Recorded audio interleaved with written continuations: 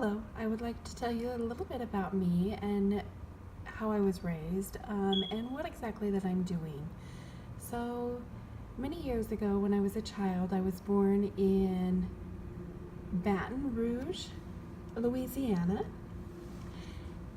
and I was born to deaf parents. And then I have two siblings who are deaf as well. So, that's kind of how I was raised in a family of deaf people. As a small child, I began school at the age of 6 at a deaf school. And the first day that I went into the classroom, the teacher was writing on the blackboard, writing each of the students' names. And I recognized my name, and I said, no, I'm sorry, you've gotten my name wrong. And the teacher was like, well, what's wrong? And all of my letters should be capitalized. That was my first learning experience about how some letters are capitalized and some letters are not capitalized. So, and I remember I also had the nerve to, criticize my teacher. But when I was at home, my parents, we all visited and we communicated through sign language because we were all deaf. It was a comfortable environment, and I was able to acclimate well to the deaf school. They began the Rochester method, and they said it was very important to learn English a little bit better, so we changed from using ASL to using the Rochester method, which is a visible English, a form of visual English. So I felt that this would be a positive thing and it would be a good idea to be able to learn English a little bit better. So I started doing the Rochester method, and we'd write the word sidewalk on the sidewalk. On the window there would be labeled window.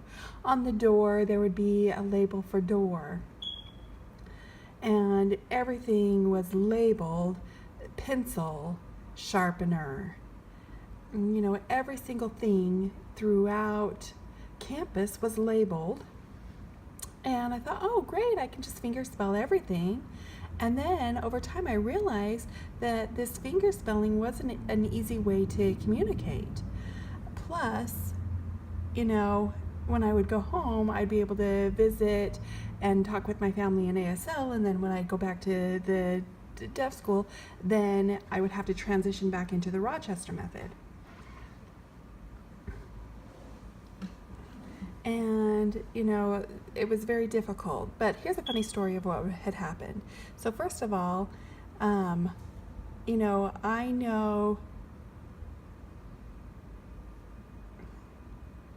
think probably about 80 years old or somewhere around that age, and then there was one time my mother came to the school, and I knew that the reason why she had come is because my grandfather had died.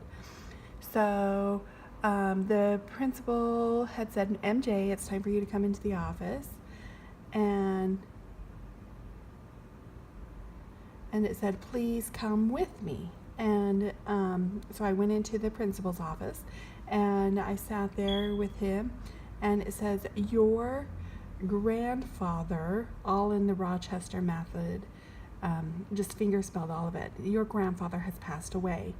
And I said, oh, okay, fine. And the principal said, what did she say? And then she says, oh, your grandfather passed away, and then finger spelled good. So I don't know if that's good that he understood what I was saying or good that my grandfather passed away.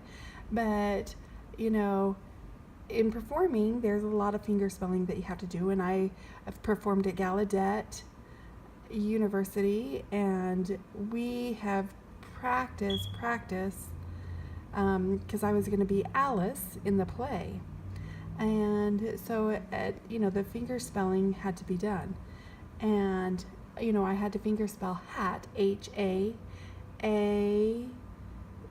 and then it just really sent me into the giggles, and I was like, I couldn't just sign it.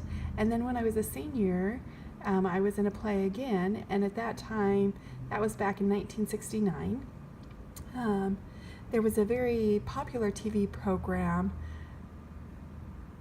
that was very popular, that everything was finger spelled, like hello, hi, like everything was finger spelled for the play.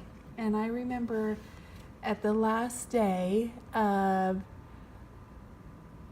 as the valedictorian, I had to stand up and finger spell my speech. My parents were sitting very far at the end and they were trying to see me. My sister, she came right up to the front, and once I got home, my mom and dad said, well, what was it that you said in your speech? And then I had to sign it to them in ASL.